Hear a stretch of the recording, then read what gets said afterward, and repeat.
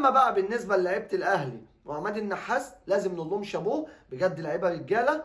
والاهلي يصل للنقطه 49 وينفرد بالصداره، ومش هنقول مؤقتا، احنا عايزين بكره يوري تيتش يدينا الهديه بالتعادل او بالخساره. وكده كده الزمالك مش محسوب علينا، ممكن يتزحلق مع سيراميكا، لان هو ما عرفش رقم كام في الدوري دلوقتي، حتى مش لاقيين له مكان في جدول الضرب، مش جدول الدوري.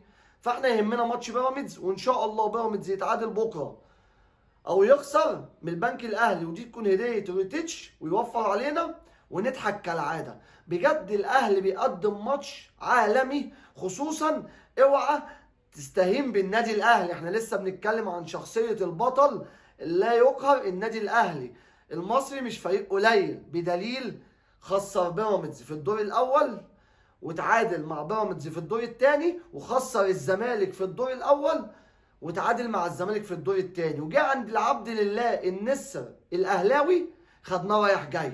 النهارده عماد النحاس بيقدم كوره هو لعيبه الاهلي للمزاج. والله يا جماعه هو ده النادي الاهلي اللي من غير كولر، واللي بعده كولر، واللي حتى لو جه جاكي شان مسكه.